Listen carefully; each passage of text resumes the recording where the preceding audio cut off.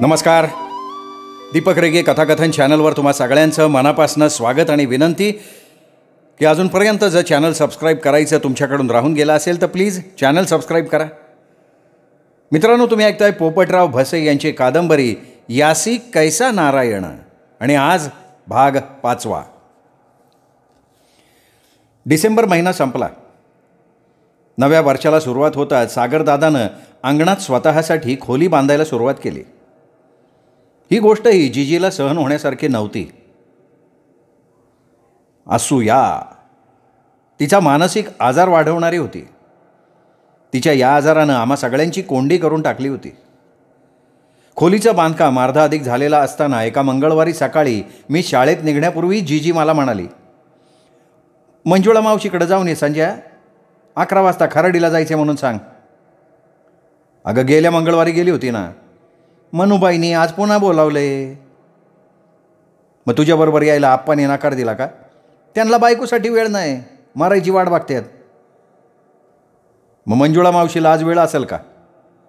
तू उगा चांभार चौकशा करू नको रे. सांगितलेलं काम कर. तिला मी कल्पना देऊन ठेवली, जा तू. मला मंजुळा मावशीकडे जावंच लागलं. ती भाकऱ्या थापत होती. मला बघताच म्हणाली, का आलात नारायणा? मी कोणाच्या कळी लावल्या मावशी? अरे त्या अर्थानं नाही म्हणले पोरा, भगवंताला नारायण म्हणतात. 11 वाजता खराडीला जायचं आहे जिजी म्हणाली. तुझ्या आईचं नाही राहिलं डोकं ठिकाणाव. आज मंगळवार आहे, मला कसं जमन? तू जिजीची गुरु आहे मावशी. आगीत तेल होतच राहिली, आता का नाही म्हणते तू? अरे थोड्या वेळानं देवाऱ्याच्या पुढं बसायचं आहे मला. नकार मिळताच माघारी फिरलो. शाळेत जायला उशीर व्हायला नको म्हणून घरी आल्याबरोबर जेवायला बसलो. जिजीनं विचारलं, काय म्हणली रे मंजुळा? तुझ्या आईचं डोकं ठिकाणावर राहिलं नाही असं म्हणली. माझ्याबरोबर खराडीला येणार आहे का नाही? काही सांगता येणार नाही. मंगळवार तिच्या धंद्याचा दिवस आहे. काय म्हणला? पुन्हा बोल. चुलीवरचं लाटणं हातात घेऊन जिजी रागानं म्हणाली, का थांबली का? मार की. खरंसुद्धा बोलायची चोरी झाली का मला? सगळ्यांना हैराण करून टाकलं आहे तुझ्या आजारानं. कधी एकदाची परीक्षा संपती असं झालं आहे मला. या गावात राहणं नकोसं झालं आहे. कशावरून पण बिनसतं का तुझं? आणि राग काढायला काय आम्ही आहोतच की. तेवढ्यात आप्पा आला. त्याला बघताच हातातलं लाटणं कोपऱ्यात भिरकावून जिजी पाय आपटत बाहेर निघून गेली. माझ्याजवळ बसत आप्पांनी प्रेमानं विचारलं, काय म्हणत होती? तिला जायचं आहे खराडीला. मंजुळा मावशीला सांगायला गेलो होतो, आज तिच्या धंद्याचा दिवस आहे म्हणलो मी. तुझ्या आईला ना एक दिवस खरोखर येड लागल्याशिवाय राहणार नाही बघ. तुम्हाला जेवायला वाढू का? नाही नको, तुझ्या आईचा गैरसमज आणखीन वाढायला नको. तुम्ही जावा की तिच्याबरोबर खराडीला. अरे शाळूला हात लावायचा, 2 माणसं सांगून आलो आहे. तर त्यांच्याबरोबर सीताबाई असणार की. संध्याकाळी मी शाळेतनं घरी आलो तेव्हा जिजी आप्पाला पुढ्यात घेऊन मेथीची भाजी तिसत बसली होती. मला नवल वाटलं. दप्तर ठेवण्यासाठी घरात शिरताना जिजी आप्पाला म्हणाली, मी उद्यापासून तुमच्याबरोबर 15 मिनिट येणार आहे. अगं नको, चालताना बी धाप लागते तुला. बांधावरच्या आंब्याखाली बसून राहीन. मनुबाईंनी तुला आठवडाभर विश्रांती घ्यायला सांगितली कांबळा. तिने अंगारा लावल्यापासून माझा आजार पळून गेल्यासारखा वाटतोय. मस्करी करत नाही, खरं सांगते. पुढच्या मंगळवारी म्हसोबाला 2 पायाचं दिल्यावर तू एवढे दिवस आजारी होती हे खरंच वाटणार नाही कोणाला. आप्पा म्हणाला, देवलय कसोटी बघतो धनी. नाही कांबळा, नाही. देवाला सगळं जग समान असते. त्याला बोल लावू नको. तो आपल्या कर्माचा धनी नसतो. आपल्या कर्माला आपणच जबाबदार असतो. आप्पा माझ्याकडे बघत म्हणाला, सुनीता दिसले नाही का रे संजू? आहे की शेजारी, 2 पोरींच्या बरोबर गजगे खेळत बसली. धनी उठा, चला चहा ठेवते. मी चंपा शेटकडे जाऊन येतो, काय आणायचं असेल तर सांग. सीताबाईला येऊ द्या, ती सांगन. चल संजू, आज महिषासुरमर्दिनी प्रसन्न झाली. बिगर साखरेचा चहासुद्धा गोड लागल आज. आप्पानं जिजीवर कुठली जादू केली होती ती समजली नव्हती. पण रामाणीच्या बांधावरच्या म्हसोबाला 2 पायाचं देण्याचा जिजीचा संकल्प त्याने ऐकला होता. त्यांनी हा संकल्प कदाचित मनुबाई करवी बोलून दाखवलेला असावा. चमत्कार घडल्यासारखा वाटला. अल्पबुद्धीच्या दैवाधीन माणसाचा अशा प्रकारच्या चमत्कारावर झटकन विश्वास बसतो. मला तुमच्या बांधावरच्या देवाची नड आहे. बोलून दाखवल्याप्रमाणे त्याला 2 पायाचं देऊन टाक, आठवड्यात ठणठणीत बरी होशील. असं मनूबाई अंगात तिच्या अंबाबाईचं वारं आणून जिजीला म्हणाल्याचं स्वतः आप्पांनी सांगितलं मला. ही सगळी आप्पाची चालाखी असावी असं त्याच्या आविर्भावावरनं जाणलं मी. सोमवारी संध्याकाळी आप्पा कोंबडा घेऊन घरी आला. जिजीनं त्याला आनंदून विचारलं, कुणाकडे मिळाला कोंबडा? कालच्या आळीतल्या बाईजा काकूकडं. केवढ्याला? 300 म्हणत होती, 250 द्यायला लागले. युसुफभाईला सांगितलं ना? सांगितलं. बरोबर 3 वाजता 15 मिनिट येतो म्हणलाय. नैवेद्याच्याबरोबर चिलीम, गांजा, अंड, भेळ देवापुढं ठेवायला लागल. माहिती की मला. आणि उद्या सकाळी. काय आप्पा, चिलीम गांजा असेलच की तुमच्याकडं. मी हसत हसत आप्पाला म्हणालो, तू पण बापाची टिंगल करायला लागला ना? टिंगल नाही केली जिजी, तू अनेकदा सत्य सांगितलं, तेच मी पहिल्यांदा सांगितलं. चुकीचं वाटत असेल तर क्षमा करा. अरे आग लावे तू. आप्पा, आग विझवण्यात तुम्ही किती पाटा इथे त्याचा अनुभव घेतलाय मी लय वेळा. पुरं करा आता. जेवायला आज जायचं का अंगणात बसायचं तेवढं सांगा. जिजीने समाधानानं विचारलं. सीताबाई जेवली नसली तर अंगणात बसू. अहो, तिचा अजून स्वयंपाक झाला नसेल. इकडच्या भाकरी थापून तिच्या स्वयंपाकाला गेली. कोणच्या जन्मीचं पांग फिरती. ते आपल्या बांधावरचा देव जाणे जिजी. मी मध्येच म्हणालो, अरे कधी थांबायचा तुझा वात्रटपणा? तू आज खुश आहे म्हणून ग. कसं आहे, काहींचा जन्म उपकारासाठी असतो कांबळा. बिचारी कोणच्याही कामाला कधी नाही म्हणत नाही. खरं सांगू का आप्पा, तुम्हाला ना सीताबाईसारख्या आणखीन एक बायको असायला पाहिजे होती. मग जिजी आजारीच पडली नसती. बरं, फार नाही अतिशय नाही तू. सुनीताला हाक मारजा. आप्पा गोरामोरा होऊन म्हणाला. सुनीताचं टीव्हीचं येड अलीकडं लय वाढले बरं का धनी. जिजी पण विषयाला बगल देऊन गंभीरपणे म्हणाली, अगं सुनीता लहान आहे अजून, फारशी समज नाही तिला. परीक्षा जवळ आली, अभ्यासाचं नावच नाही घेत. ठीक आहे, मी समजावून सांगतो तिला. काय समजावून सांगणार तुम्ही? 5वीत 3दा नापास झालाय. अक्काला सांगा, तिचं ऐकल ती. जिजी गालात हसत म्हणाली. संजू, विश्वास ठेवू नको तुझ्या आईच्या बोलण्यावर. एकदाच नापास झालो आहे 5वीला. तोही झालो नसतो, पण मास्तर लय खडूस होता. लय मारायचा. मी आणि स्वापान त्याच्या खोडी काढायचो. मग झालो नापास. मग त्याच्या काचानं दिली शाळा सोडून. घरात आनंद असेल ना तर सुख, शांती, समाधानाला तोटा नसतो. मीठ मिरचीबरोबर शिळी भाकरीसुद्धा गोड लागते. त्रागा कमी करण्याचा उपाय सापडल्यामुळे जिजीची व्याधी बरीचशी कमी झाली होती. शरीर विटाळाचे आळे, माया मोहपाश जाळे, पतन शरीराच्या मुळे शरीर काळे व्यापिले. हे कदाचित जिजीला कळलेलं असावं. आमची परीक्षा 15 दिवसावर आलेली असताना कारगावातल्या सारडा वस्त्रभांडारात सागरदादा, शारदा वहिनीच्या लग्नाचा बस्ता बांधण्यात आला. बस्त्याबरोबर जिजीला 3000ची पैठणी घेण्यात आली. अक्कालाही तेवढ्याच किमतीची साडी घेतली. आप्पाला, मला, विजूला, सुनीताला कपडे घेतले. घरातलं पहिलंच लग्न असल्यामुळे सगळ्या मामांना, माम्यांना उभे पोशाख घेतले. नाक मुरडायला जिजीला नाना नानींनी कुठेही जागा ठेवली नाही. झालं गेलं सगळं तिला गंगार्पण करायला लागलं. वधूवरांची वस्त्र पांढऱ्या शेल्यात बांधल्यावर 5 सुवासिनींनी त्यांची हळदी कुंकवानं पूजा केली. त्यावेळी मला शारदा वहिनीच्या डाव्या हातातल्या रुमालात गुंडाळलेलं लिंबू दिसलं. आश्चर्यच वाटलं. शारदा वहिनी अज्ञानी, अडाणी नव्हती. मनात अंधश्रद्धांचं मोहोळ उठल्याशिवाय राहिलं नाही. सारडा वस्त्र भांडारासमोर रामेश्वर रेस्टॉरंट नावाचं बऱ्यापैकी हॉटेल आहे. बस्त्याचं काम उरकताच आम्ही सगळेजण या हॉटेलच्या वरच्या मजल्यावर चहा नाश्त्यासाठी गेलो. मी शारदा वहिनीच्या शेजारची खुर्ची पटकावली. तिने विचारलं, काय खायचंय? तुम्ही जे खाल ते. बस्त्याचे लाडू खायचे असतात भाऊजी. नाही, मला गोड पदार्थ नाही आवडत. मासे, मटण खाता का? माळकरी आहे मी. मग या हॉटेलातली मिसळ प्रसिद्ध आहे, खायची? तुम्ही खाणार असाल तर मी खाईन की. मिसळबरोबर खायला भजी पण लय आवडतात मला. मिसळ भज्याच्या प्लेटी पुढ्यात आल्यावर शारदा वहिनीनं हातातल्या लिंबाचा रुमाल कमरेला खोवला. मी विचारलं, काय आहे रुमालात? लिंबू. भारून आणलंय वे? नाही, माहिती नाही. मावशीनी जवळ बाळगायला सांगितलं. लिंबा अंगाऱ्यावर विश्वास आहे तुमचा? अजिबात नाही. अंधश्रद्धांची चीड येते मला. मावशीचा अनादर करायचा नाही म्हणून मी जवळ बाळगलं आहे. मंजुळा मावशीला तुमच्या मावशीबाईंना आपण गुरु करून घेतलेलं दिसते. नाही, गैरसमज करून घेऊ नका. बरं, तुम्ही खोली बघायला नाही आला. मी विषयांतर करून टाकलं. तुझे दादा म्हणाले होते खोली बघायला ये, पण नाही आले. मावशीबाईंनी परवानगी नाही दिली वाटतं. लग्ना अगोदर खोली बघायला गेलीस तर ते जीजींना आवडणार नाही असं मावशी म्हणाली. जीजीच्या आवडी माहीत नाही तुम्हाला. सागरदादा नाराज झाला असणार. त्यांना सांगितलं आहे मी, खोली कुठे पळून जाणार नाही. ज्या हॉटेलला तुम्ही खायला आलाय ना वहिनी, खोलीप्रमाणे गप्पा पण पळून जाणार नाहीत. समोर बसलेला एक जण म्हणाला. तुमचे भाऊ फार गप्पडदास आहेत बरं का अक्कासाहेब. वहिनी अक्काला म्हणाली. अगं त्याचं डोकं नेहमी आगीन गाडीच्या पुढं धावत असतं. काय ना आधी लागलाय त्याच्या, खायला लागा. तुला कायची का मिसळ आण भजी? मी हसत हसत विचारलं. मिसळ खाण्याचा मीच भाऊजींना आग्रह केला आहे अक्कासाहेब. समजले, खोल्याच्याची गरज नाही.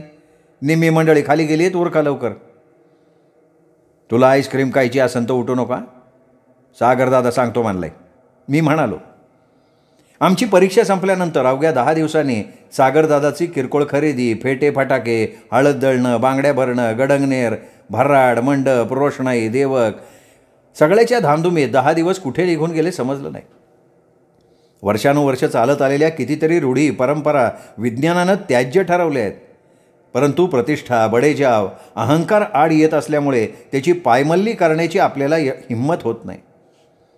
अनाठाई उधळपट्टी करण्यानं प्रतिष्ठा वाढते हे कोणता शहाणा छातीवर हात ठेवून सांगतो. वराड न्यायला आणायला नानांनी 2 ट्रक आणि 2 टेम्पो सांगितले होते. आत्तासारख्या लक्झऱ्या तेव्हा फारशा नव्हत्या. नवरदेवासाठी एक जीप ठरवली होती. सकाळी 10 वाजता भावडीहून वराड निघालं. सगळे कार्यक्रम वेळेत व्हायला पाहिजेत असं नानांनी सरपंच संदीप भाऊंना समजावून सांगितलं होतं. गाजावाजा नव्हता, गडबड गोंधळ नव्हता, डामडौलपणा नव्हता. सुपारी फोडण्याचा मान मोठ्या मामांना देण्यात आला. शांतपणे साखरपुडा समारंभ संपन्न झाला. नानांनी कधी माणसं तोडली नाहीत. माणुसकी जपण्यासाठी हयातभर माणसं जोडली. त्याचं चित्र कार्यालयात बघायला मिळालं. जेवणाच्या पंक्ती बसल्या. मी नवरा नवरीबरोबर होतो. मित्रमंडळींच्या गाठीभेटी घेण्याच्या नादात 2 पंक्ती उठल्या. आम्हाला 3ऱ्या पंक्तीला बसायला लागलं. जेवायला सुरुवात करण्यापूर्वी मी मिश्किलपणे दादा वहिनीला हसत म्हणालो, दादा वहिनी, तुम्ही दोघांनी एकमेकाच्या तोंडात पहिला घास घातल्याशिवाय आम्ही जेवणार नाही. तुम्ही कोण कोण? म्हणजे मी आणि अक्का. काय अक्का, खरं का? सागरदादांनी विचारलं. अरे, एकमेकांना घास भरवण्याचा योग वारंवार येत नाही दादा. अक्का गालात हसत म्हणाली. वहिनी, पहिला मान तुमचा, लाजायचं काम नाही.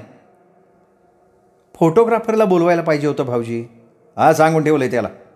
तो अक्काच्या इशाऱ्याची वाट बघत असणार. खोटं बोलू नका. अक्का, हात दाखव फोटोग्राफरला.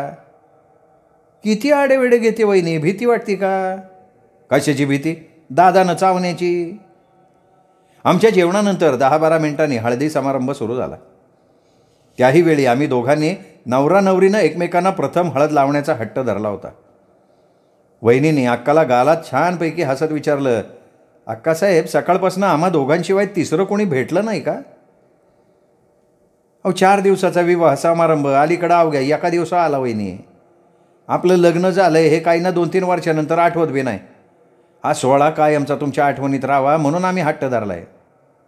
सागर दादा, लाव की वहिनीला हळद. फक्त गालाला लाव दादा, अक्का म्हणाली. त्याबरोबर दोन्ही हात हळदीच्या ताटात बुडवून वहिनी उभी राहिली.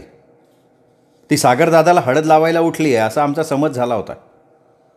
वहिनीने गरकन तोंड फिरवलं आणि खदा खदा हसत अक्काच्या दोन्ही गालांना मोठ्या चपळाईनं हळद चोळून ती सागरदादाकडे वळाली. त्याच्या गालाला हळद लावून पाटावर बसत म्हणाली, अक्कासाहेब, आता हळद लावायचा पहिला मान तुमचा. अक्का, सागरदादानं पार्शिलिटी केली. तुला हळद चोळण्यासाठी वहिनीला खुणावताना मी बघितलंय. मी म्हणालो, संजय साहेब, किती डोळे येतो तुम्हाला? तू दादा खोटं बोलू नको. अरे, सकाळपासून तुझी वहिनी माझ्याकडे बघायला सुद्धा तयार नाही. मग तू चिमटे काढले असतील तिला. 6:15 विवाह मुहूर्त होता. पुरोहितांनी 6 वाजता अंतरपाट धरला. फक्त एकाचा प्रातिनिधिक स्वरूपाचा सत्कार करण्यात आला. त्यांनी उपस्थितांचं स्वागत केलं. मग धाकट्या मामाने वधूवरांना शुभाशीर्वाद दिले. त्यानंतर फक्त 5च मंगलाष्टकं म्हटली गेली. सागरदादानं शारदा वहिनीच्या गळ्यात वरमाला घातल्याबरोबर कार्यालयाबाहेरच्या मैदानात फटाके फुटायला लागले.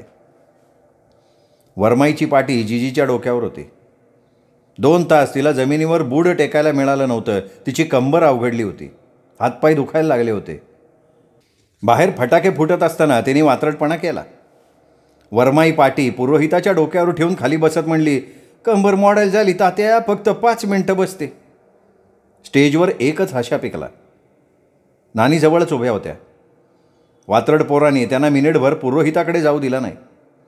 पुरोहिताच्या डोक्यावरची वरमाई पाटी घेऊन त्या अपराधी स्वरात म्हणाल्या, आमची वरमाई नवरा नवरीला हळद लावल्यापासून उभी आहे. या असल्या खुळचट रूढी कवा बंद करणार आहे हो तुम्ही?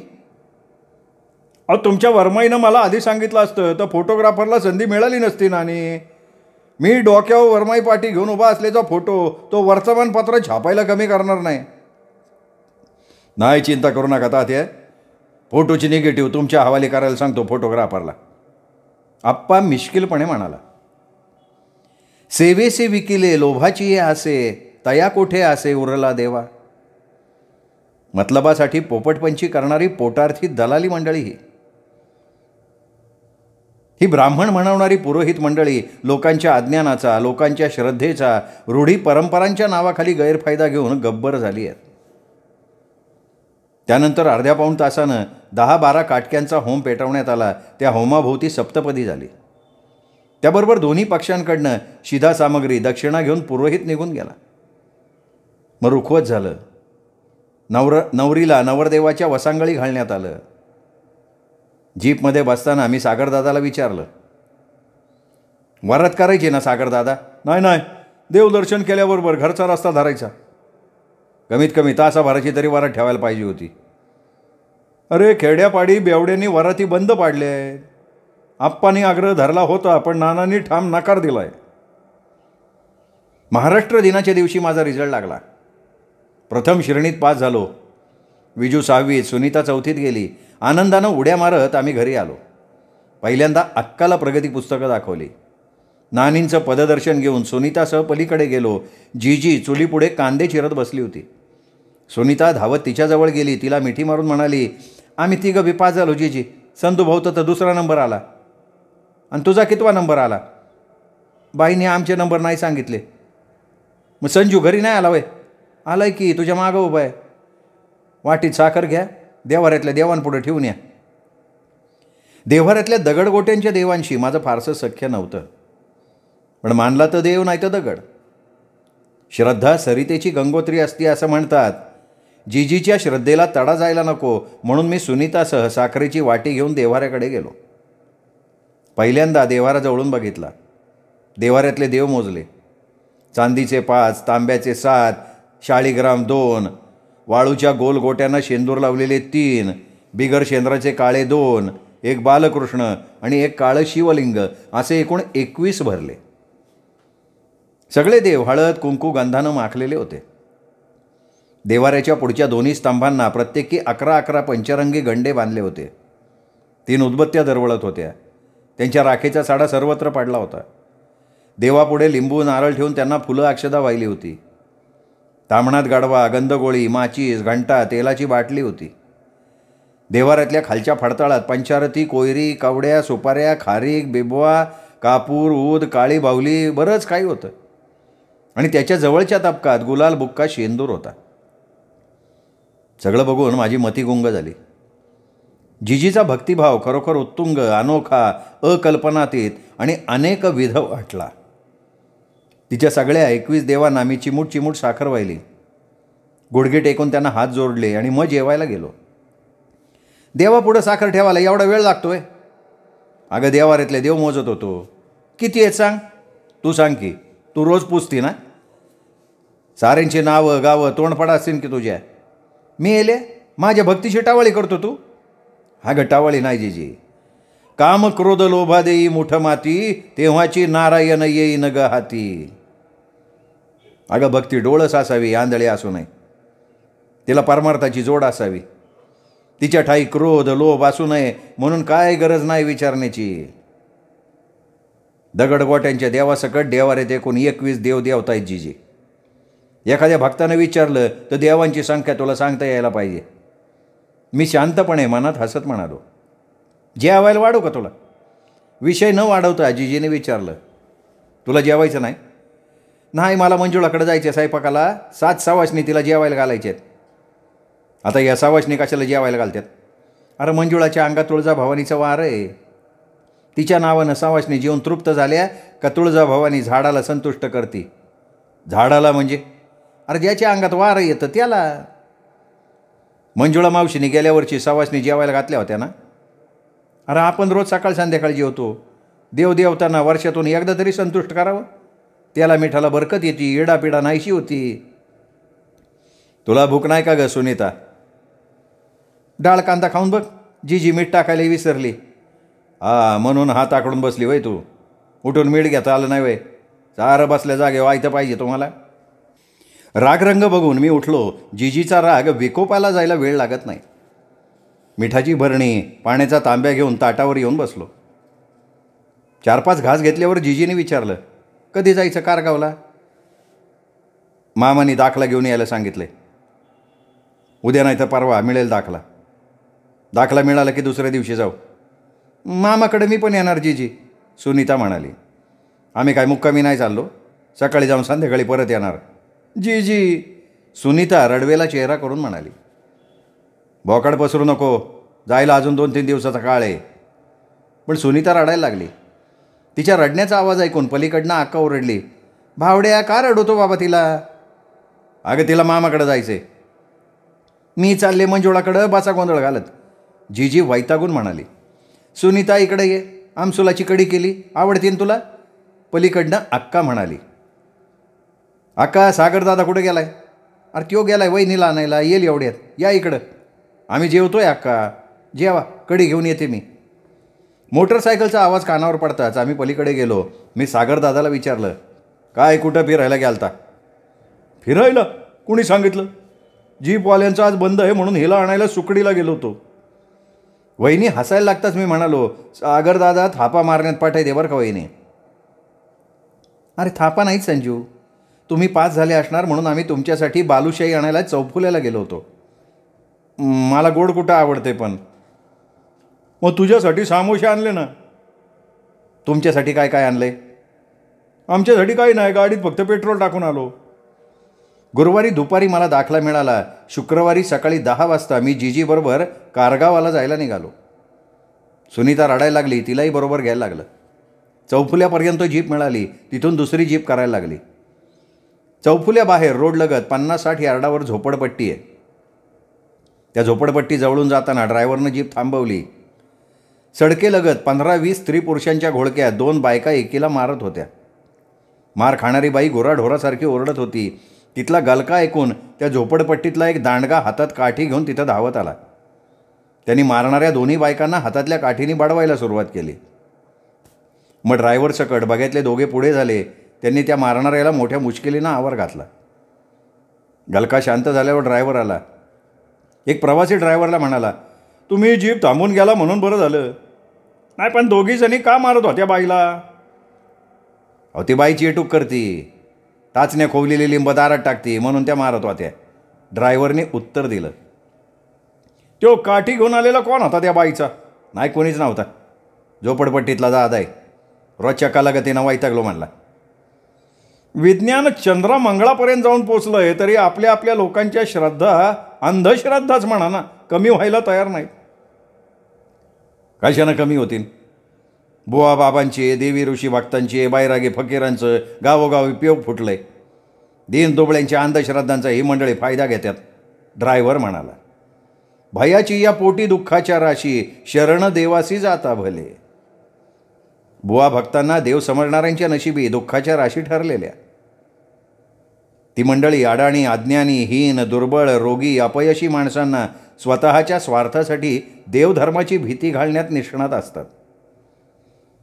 करण्या, चेटूक, इडापिडांचा बागुलबुवा दाखवतात, सामान्यांचं शोषण करतात. माणिक मामाच्या घरी पोचायला आम्हाला 12 वाजले. मामा घरी नव्हते. उमा मामी, त्यांचा 2 वर्षाचा मुलगा श्याम घरी होता. मामींनी सुहास्य वदनानं आमचं स्वागत केलं.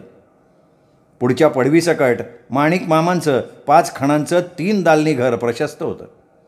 बाहेरचं अंगण, तुळशी वृंदावन आणि घराभोवतीच्या 15-20 झाडांमुळे फार रमणीय वाटलं.